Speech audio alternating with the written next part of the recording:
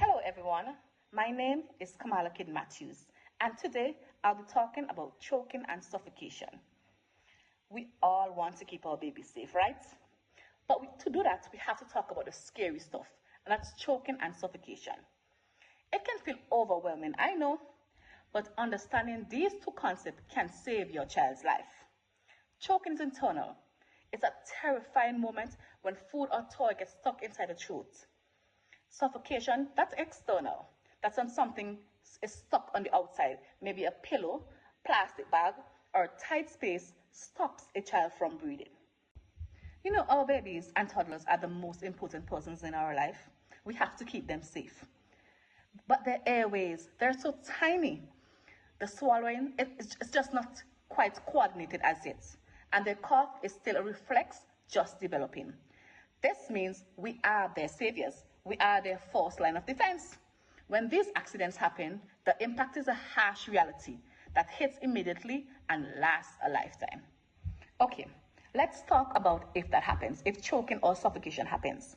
The consequences is terrifying. The lack of oxygen towards a child's brain or just the cut off of breathing is just too much to bear, even for the mothers, just thinking about it. In minutes, this can lead to irreversible damage, or even worse, death. I know we don't want to talk about it, but it can happen. Even if they survive, the battle is not over. They might be left with years of catching up, struggling with speech, learning, or motor skills, because the damage of those in that crucial moment, that can be irreversible. That's why prevention is non-negotiable. We have to find any means to keep our children safe. And finally, let's talk about the emotional damage, the trauma that is left not only with the child, but the entire family, mommies, daddies, siblings. It explodes across the entire family. Parents who witness this are often left with deep emotional wounds, often developing to PTSD. Reliving that experience, that trauma over and over. As mothers, we know how that feels. We would rather hurt than let our children hurt. They struggle with self-blame, self-guilt, asking, what can I have done differently?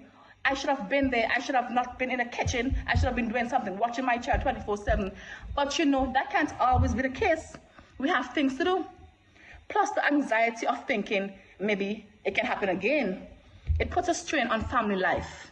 The emotional damage, the financial burdens that come with the health expenses that often comes with this accident often change a family's whole perspective, their whole future forever. Knowing this makes us realize that keeping a child safe is about protecting a whole life, a whole family from this unimaginable pain.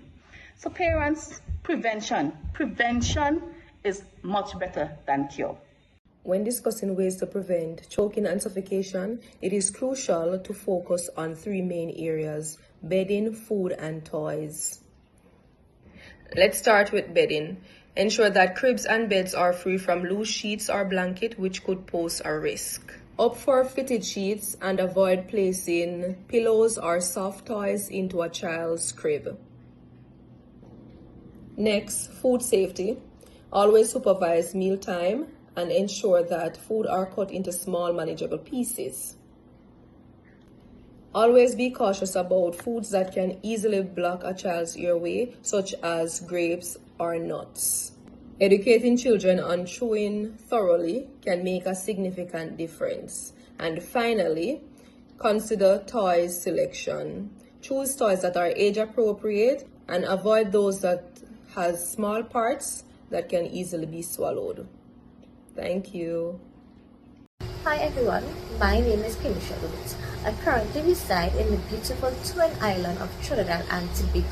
Today I'm here to speak about an unfortunate choking incident that happened in our beautiful island of Trinidad and Tobago in March 2020. A 7-year-old boy named Shazar Mohammed choked and died on a piece of pylori.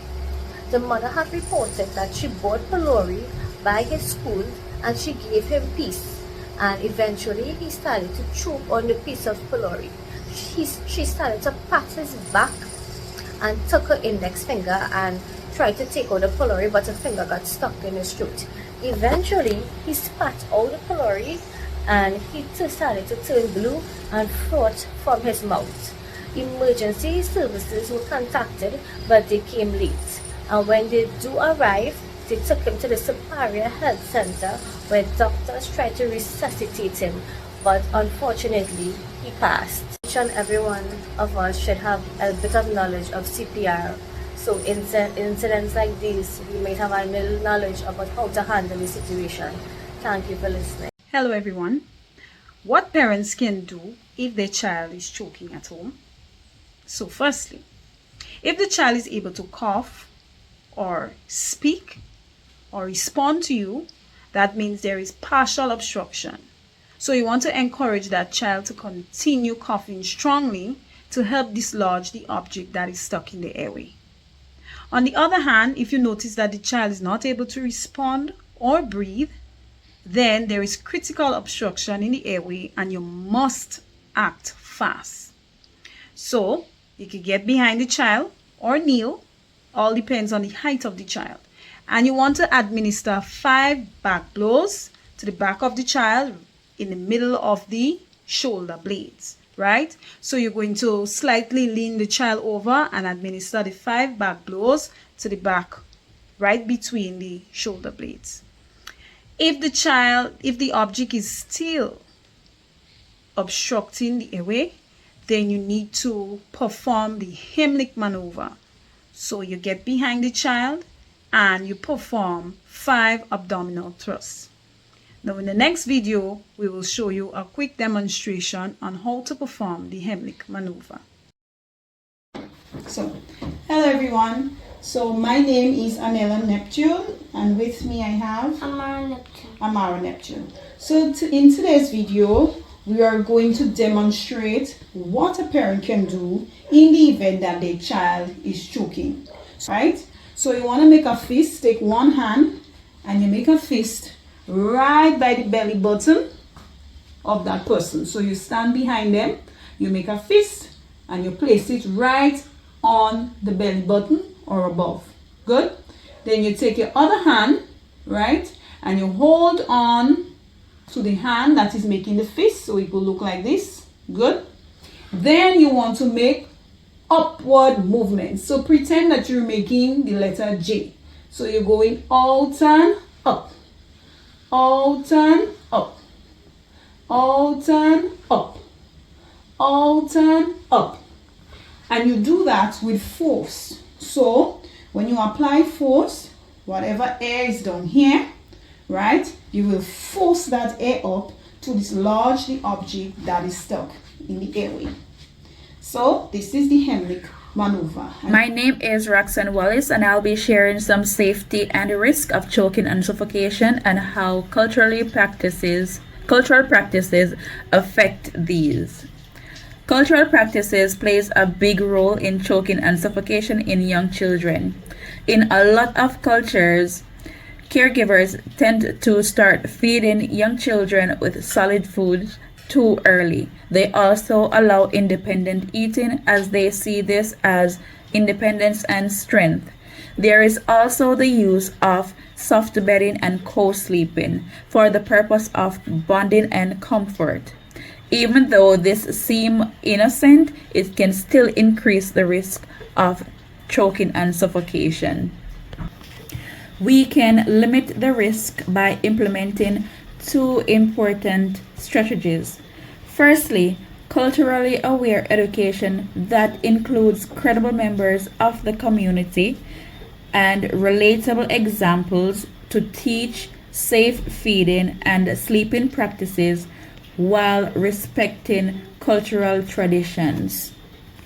Secondly, implementing safety education into early childhood and parenting programs can gradually change habits by using hands-on demonstration and discussion. Respectfully, by combining cultural practices with evidence-based guidance, communities can still protect children while respecting cultural traditions.